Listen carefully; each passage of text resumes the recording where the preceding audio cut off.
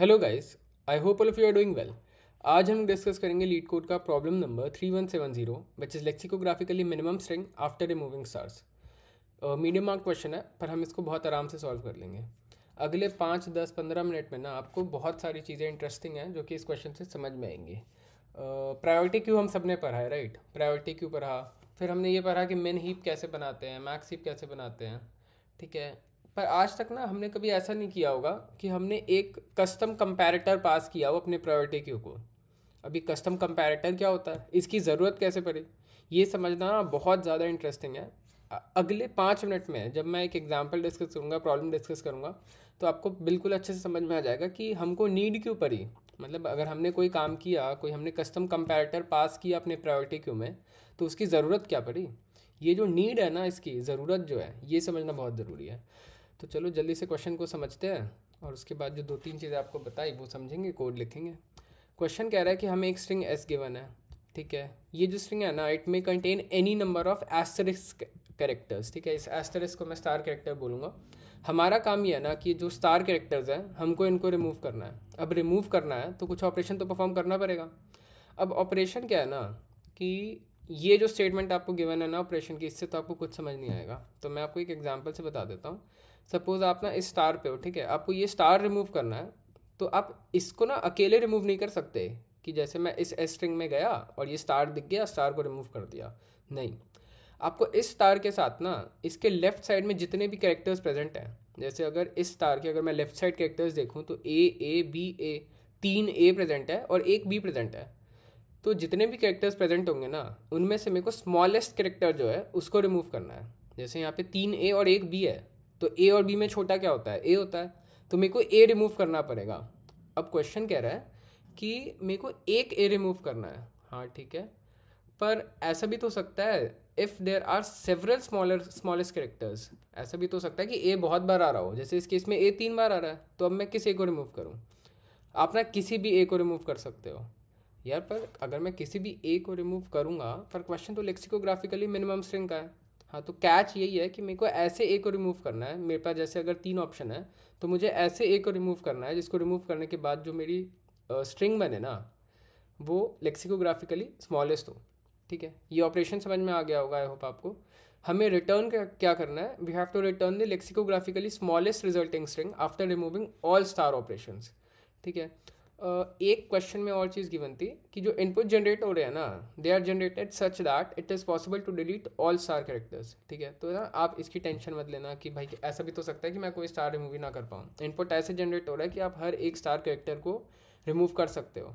Plus lower case English letters हैं इसमें, ठीक है। एस डॉट लेंथ क्या है, 1 से लेकर 10 की पावर 5। मतलब ना अगर मैं एन लॉग एन का भी कोई सोल्यूशन देता हूँ तो मेरे ख्याल से तो एक्सेप्ट हो जाना चाहिए, ठीक है। तो N log N ma'am N log N या उससे नीचे का एन का भी हो जाएगा, पर एन स्क्वायर नहीं एक्सेप्ट होगा, ठीक है। तो मैं सोचता हूँ इस एग्जांपल को पहले लेते हैं। मेरी स्ट्रिंग गिवन है मेरे को ए बी ए, ठीक है। इनके जल्दी से इंडेक्सेस मार्क कर देता हूँ, 0 1 2 3, और ना यहाँ पे एक हमारा सितारा पड़ा हुआ है, ठीक है। अब क्वेश्चन ये बोल रहा है कि मेरे को ये जो स्टार है ना, इसको रिमूव करना है, ठीक है। कर देता हूँ रिमूव। ये जो फोर्थ इंडेक्स पे गया मैं और मैंने स्टार को रिमूव कर दिया, हो गया रिमूव। पर क्वेश्चन क्या कह रहा था कि मेरे को एक स्मॉलेस्ट कैरेक्टर जो है लेफ्ट साइड में इसके, उसको भी रिमूव करना है। तो मेरे को स्मॉलेस्ट कैरेक्टर ए है और वो 3 बार दिख रहा है। यहाँ ए है, यहाँ ए है और यहाँ भी ए है। अब मैं किस ए को रिमूव करूँ। एक काम करते हैं ना, अपने जो तीनों ऑप्शन बन रहे हैं वो सारे जल्दी से लिख लेते हैं। फर्स्ट ऑप्शन में मैं क्या करता हूँ, 0th इंडेक्स पे जो है ना उसको रिमूव करता हूँ। तो मेरी स्ट्रिंग क्या बनेगी, ए बी और वापस से ए, ठीक है। अभी मैंने 0th इंडेक्स पे जो ए था उसको रिमूव किया है।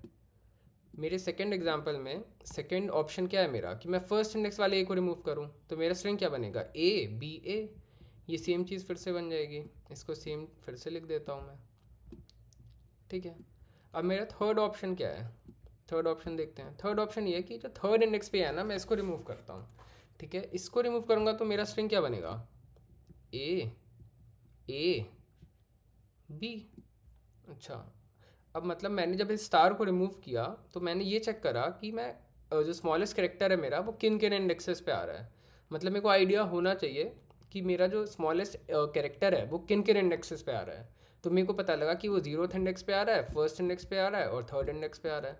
ठीक है, पर मेरे को एक ही स्मॉलेस्ट कैरेक्टर को रिमूव करना था, तो मैं इन तीनों में से किसी भी एक को कर सकता हूँ। तो मैंने क्या किया, बारी बारी इन तीनों को एक एक करके रिमूव किया और मेरे पास ये 3 स्ट्रिंग्स बनी, ABA और AAB।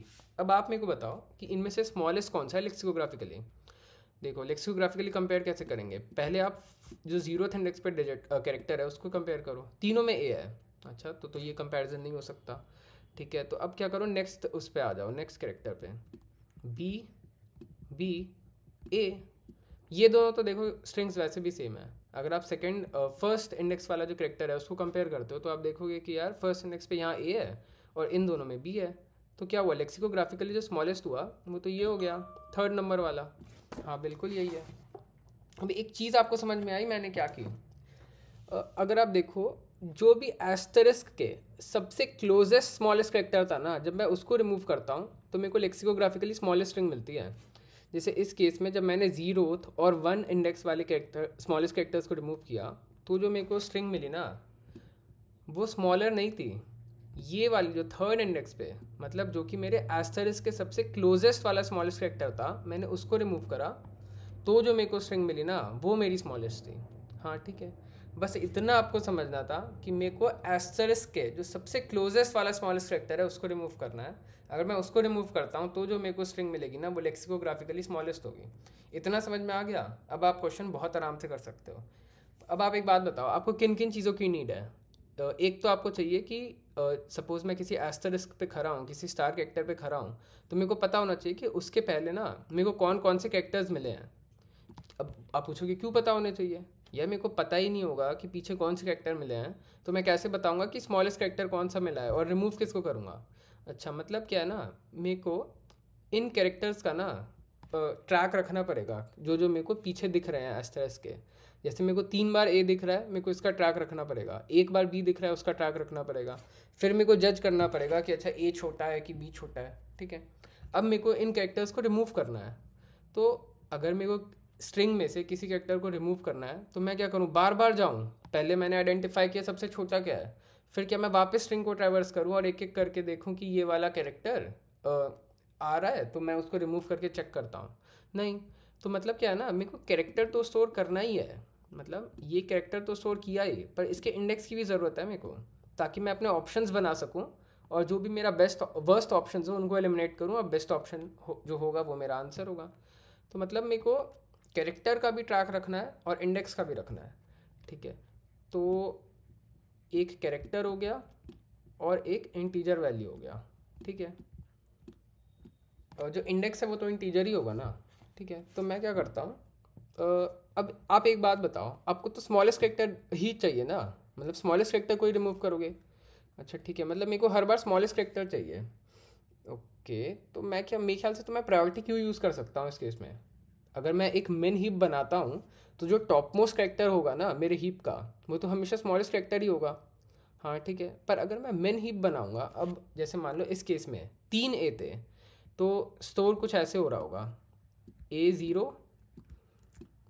A1 और A3। ठीक है, अब अगर मैं पेयर ऑफ कैरेक्टर और इंट बनाता हूँ, ठीक है, तो जो वैल्यू स्टोर होंगी वो ऐसे होंगी, सबसे ऊपर A0 होगा, फिर A1 होगा, फिर A3 होगा। पर एक सेकेंड, मेरे को तो जो लार्जेस्ट इंडेक्स है वो वाला A को रिमूव करना है ना। हाँ, क्योंकि जो लार्जेस्ट इंडेक्स पे A प्रेजेंट होगा वो मेरे एस्टरिस्क के सबसे पास होगा, वो मेरे स्टार कैरेक्टर के सबसे पास होगा। तो मेरे ख्याल से तो ना ये रिवर्स होना चाहिए था, ये जो A3 है ये सबसे ऊपर आना चाहिए था। अच्छा, इसका मतलब अब यहाँ से मैंने क्या समझा ना, ये जो मेरा कैर इंट है उसमें जो मेरा ये कैर है ना, वो जो स्मॉलेस्ट कैर है वो सबसे टॉप मोस्ट होना चाहिए मेरे हीप में। पर अगर ऐसा केस आता है कि कैरेक्टर्स सेम है, जैसे ये 3 कैरेक्टर्स सेम है, तो अब इन वाली वैल्यूज़ के बेसिस पे जज होगा कि टॉप मोस्ट हीप में कौन सा पेयर आएगा। तो ये जो वैल्यू है ना, ये चाहता हूँ जो लार्जर वैल्यू हो ना वो टॉप पे आए। अच्छा, मतलब मैं चाह रहा हूँ कि जो कैर की वैल्यू हो वो टॉप पे जो हो ना वो छोटी से छोटी हो। हाँ, और जो इंटीजर वैल्यू हो ना, जो इंडेक्स की वैल्यू हो वो मैं चाहता हूँ ज़्यादा से ज़्यादा हो। यार तो ये क्या, अब मैं मिन हिप बनाऊँ कि मैक्स हिप बनाऊँ? अब यहाँ आपको समझ में आना चाहिए कि कंपैरेटर जो मैं बात कर रहा था कि एक कस्टम कंपैरेटर मेरे को बनाना पड़ेगा और उसको पास करना पड़ेगा मेरे प्रायोरिटी क्यू में, वो क्यों नीड पड़ी? क्योंकि जो कैरेक्टर है टॉप मोस्ट हिप में, वो तो मैं चाहता हूँ कि छोटा से छोटा हो, क्योंकि मेरे को छोटा जो ये जो स्मॉलेस्ट नॉन स्टार कैरेक्टर है उसको रिमूव करना है। पर मैंने ये देखा कि जो लार्जर इंडेक्स वाला जो कैरेक्टर है ना, जो लार्जर इंडेक्स वाला स्मॉलेस्ट कैरेक्टर है, जब मैं उसको रिमूव करता हूँ तो ही मेरे को लेक्सिकोग्राफिकली स्मॉलेस्ट स्ट्रिंग मिलता है। तो इसका मतलब क्या है, ये जो इंटीजर, ये जो इंडेक्स की वैल्यू है ना, ये मेरे को हाईएस्ट से हाईएस्ट, लार्जर से लार्जर चाहिए। ठीक है, तो अब ना मैं मिन हीप बना सकता हूँ ना मैक्स हीप बना सकता हूँ, तो मेरे को एक कस्टम प्रायोरिटी क्यू बनाना पड़ेगा जिसमें मैं एक कस्टम कंपैरेटिव फंक्शन पास करूँगा। ठीक है, अब देखो, जब भी आप एक कस्टम प्रायोरिटी क्यू बनाते हो ना, तो आप वहाँ पे कंपैरेटर फंक्शन पास नहीं कर सकते, आपको एक फंक्टर पास करना पड़ेगा। फंक्टर क्या होता है? स्ट्रक्ट हो गया, लैम्डा हो गया। ये नहीं करना है तो आपको एक फंक्शन का पॉइंटर पास करना पड़ेगा। ठीक है, मैंने इस क्वेश्चन में स्ट्रक्ट बना के इस क्वेश्चन को सॉल्व करा है। ठीक है, एक बार हम कोड देखते हैं। इतना जो मैंने समझाया ना, उससे आई होप आपको 40-50% समझ में आ गया हो। बाकी आप कोड देखो, कोड में तो आपको पूरा ही समझ में आ जाना चाहिए 90%, और बाकी आप 10% जब ड्राई रन करोगे अपने आप पेन पेपर पे तो आपको पूरा समझ में आ जाएगा। ठीक है, पहले मैंने क्या करा है कोड में, एक n वेरिएबल बनाया है। n क्या है? जो स्ट्रिंग की लेंथ है ना, वही है। फिर मैंने एक प्रायोरिटी क्यों बनाया है, मिन हीप जैसे बनाते थे ना। मिन हीप में क्या, यहाँ पे इंट आता था या कैर आता था। तो फिर इस केस में जो मेरा एलिमेंट है प्रायोरिटी क्यू का, वो क्या है? वो तो पेयर है ना, तो यहाँ पे पेयर ऑफ कैर इंट आएगा। ठीक है, फिर यहाँ पे vector of pair char int आएगा। और ये जो मेरा कंपैरेटर है ना, कस्टम कंपैरेटर, वो मैंने पास कर रखा है। ये ऊपर है, एक बार इसको देख लेते हैं। एक स्ट्रक्ट बनाया कंपेयर नाम का, उसमें ये एक ऑपरेटर है। ठीक है, ये दो वैल्यूज़ लेगा एज आर्ग्यूमेंट। ये भी pair of char and T होगा, एक ए होगा एक बी होगा। अगर मान लो मेरा जो कैरेक्टर है ना वो सेम है, कैरेक्टर जब सेम है तो मैं क्या कर रहा था, तो मैं देख रहा था कि जो इंडेक्स, जो मतलब ये जो इंटीजर वैल्यू है ना, वो जो लार्जर होगा वो टॉप पे आना चाहिए हिप के। ठीक है, तो मैं वो रिटर्न कर दूंगा। अब मान लो मेरा जो कैरेक्टर है वो इक्वल नहीं है, मतलब ए का जो फर्स्ट है, A dot first is not equal to B dot first है। मतलब मान लो यहाँ पे ए है और यहाँ पे मान लो बी है, तो ए आना चाहिए ना टॉप पे मेरे हिप के, तो वो मैं यहाँ से कर ले रहा हूँ। तो मेरे को रिटर्न करना पड़ेगा A dot first greater than B dot first. ठीक है, फिर मैंने एक आंस स्ट्रिंग बनाया जो कि लास्ट में मैं रिटर्न कर रहा हूँ। ठीक है, उसके बाद मैं क्या कर रहा हूँ, एक फॉर लूप रन कर रहा हूँ जीरो से लेके जो भी स्ट्रिंग का लेंथ है वहाँ तक। अगर मान लो जो मेरा कैरेक्टर मेरे को मिल रहा है ना, सपोज़ मान लो मैं किसी कैरेक्टर पे खड़ा हूँ, ठीक है, वो एस्टरिस्क के इक्वल नहीं है, तो मैं क्या करूँगा, सीधा सीधा जाके उसको पुश कर देता हूँ मेरे प्रायोरिटी क्यू में, वो कैरेक्टर डाल देता हूँ और वो कैरेक्टर किस इंडेक्स पे प्रेजेंट है वो डाल देता हूँ।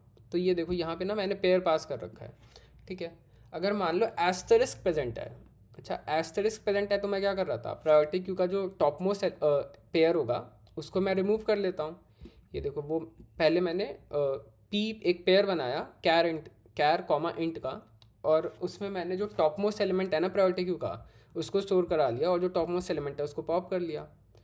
अब टॉप मोस्ट एलिमेंट पे कौन सा कैरेक्टर प्रेजेंट था वो मैंने सी में स्टोर करा लिया, और किस इंडेक्स पे प्रेजेंट था वो स्टोर करा लिया इंडेक्स वेरिएबल में।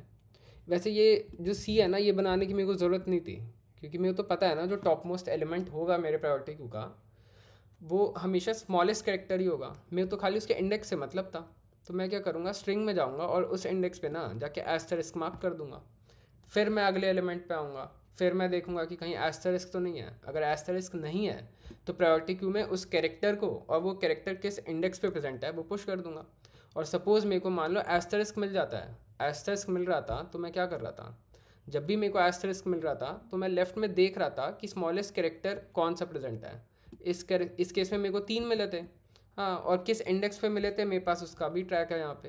तो मैं कुछ नहीं करूँगा, सपोज़ मान लो इस वाले में मैं थर्ड इंडेक्स पे गया, ठीक है, टॉप मोस्ट पे क्या मिलेगा मेरे को, कैरेक्टर ए मिलेगा और इंडेक्स 3 मिलेगा। तो मैं इंडेक्स 3 पे गया ना, और यहाँ पे भी मैंने स्टार बना दिया एक ही जगह। अब स्टार क्यों बनाया, मैं क्या करूँगा, ये जो आंस वेरिएबल आंस स्ट्रिंग बनाया ना मैंने ऊपर, यही मैं रिटर्न करने वाला हूँ।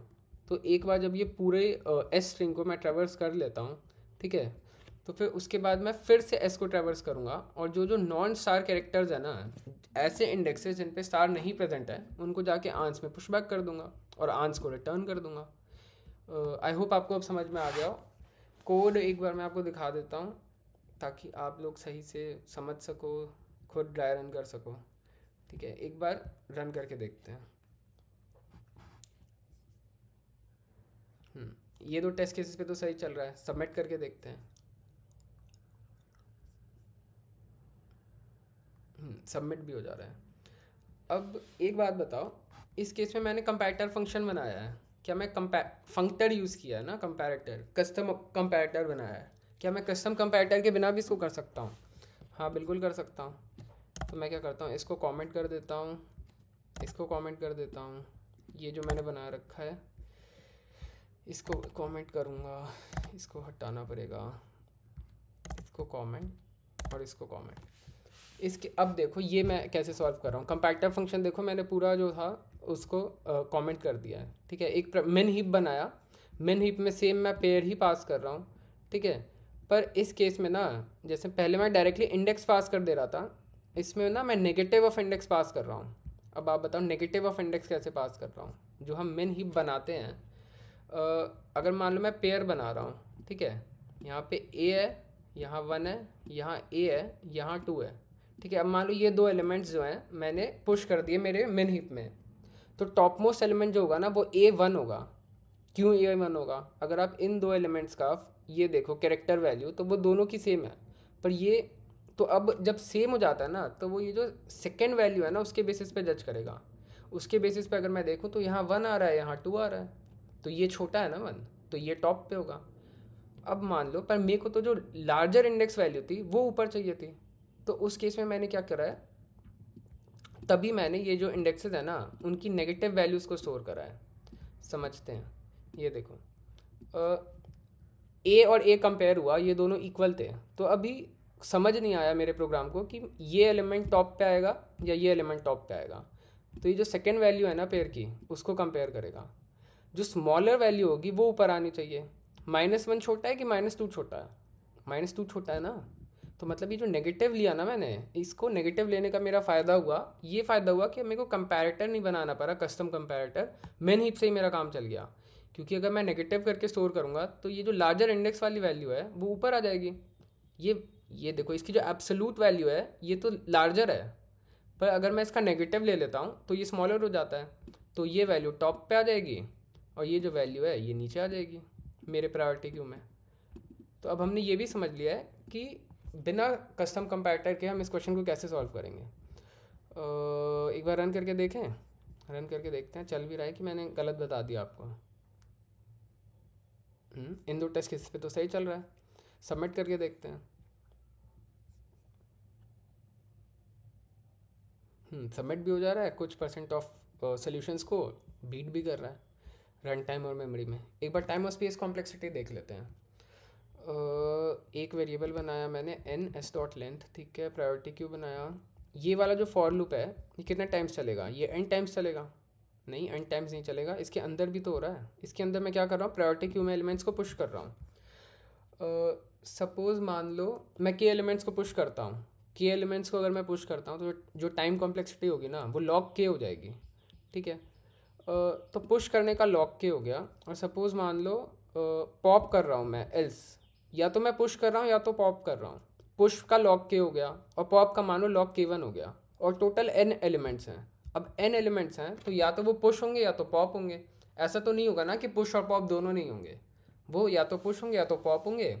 दोनों का log k आ रहा है, तो ये ओवरऑल क्या हो जाएगा, इस पूरे का अंदर का log n हो जाएगा, क्योंकि टोटल n एलिमेंट्स हैं। और ये जो आउटर लूप था ये n टाइम्स चल रहा है, तो जो ये पूरा फॉर लूप है ना, एक सेकेंड, इसकी जो ओवरऑल टाइम कॉम्प्लेक्सिटी होगी वो मैं यहाँ मार्क कर देता हूँ, वो होगी ओ n log n, क्योंकि ये जो फॉर लूप है, आउटर फॉर लूप, ये n टाइम्स चल रहा है, और ये जो अंदर वाली चीज़ है ना, पुश और पॉप, ये log n टाइम्स चलेगी, क्योंकि n एलिमेंट्स हैं और हर एक एलिमेंट या तो पुश होगा या तो पॉप होगा।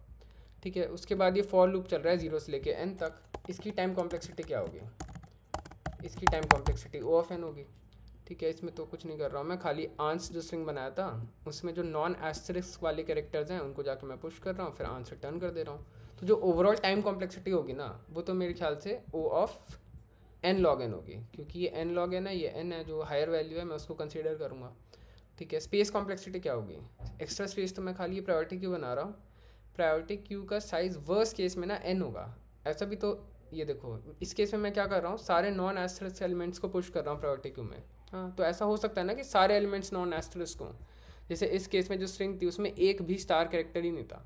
हाँ, तो जो प्रायोरिटी क्यू होगी वो वर्स्ट केस में एन साइज़ की होगी। तो जो स्पेस कॉम्प्लेक्सिटी होगी वो मेरे ख्याल से ओ ऑफ एन होगी, और जो टाइम कॉम्प्लेक्सिटी है वो एन लॉग एन है। एक बार रन टाइम एनालाइज करके देखते हैं। एन लॉग एन आ रही है, बिल्कुल सही। एक बार स्पेस कॉम्प्लेक्सिटी भी देख लेते हैं, स्पेस ओ ऑफ एन आ रहा है। ठीक है, तो आई होप आपको समझ में आया हो। वीडियो के स्टार्टिंग में हमने बात करी थी कस्टम कंपैरेटर फंक्शन की, आई होप आपको वो समझ में आया हो। जब हम एक कस्टम प्रायोरिटी क्यू बनाते हैं ना तो हम कंपैरेटर फंक्शन नहीं, हम फंक्टर पास करते हैं। वो एक स्ट्रक्ट हो सकता है, लैम्डा हो सकता है, हम फंक्शन पॉइंटर भी पास कर सकते हैं। आई होप आपको ये सब समझ में आया। अगर आपको इस पे कंपैरेटर पे एक स्पेशल वीडियो चाहिए तो वो भी मैं बना सकता हूँ, आप कमेंट करना अगर आपको उसकी ज़रूरत लगे। आई होप आपको क्वेश्चन समझ में आया हो, बहुत ईजी क्वेश्चन था, बस एक ही custom comparator custom priority queue वाली चीज़ डिफरेंट थी। ठीक है, तो आई होप आपको समझ में आया हो। अगर समझ में आया हो तो आप लाइक करो, सिमिलर कंटेंट में इंटरेस्ट है तो चैनल को सब्सक्राइब करो, कोई डाउट है तो कमेंट करो, I will reach out to you as soon as possible. So that's it for today guys, thank you so much.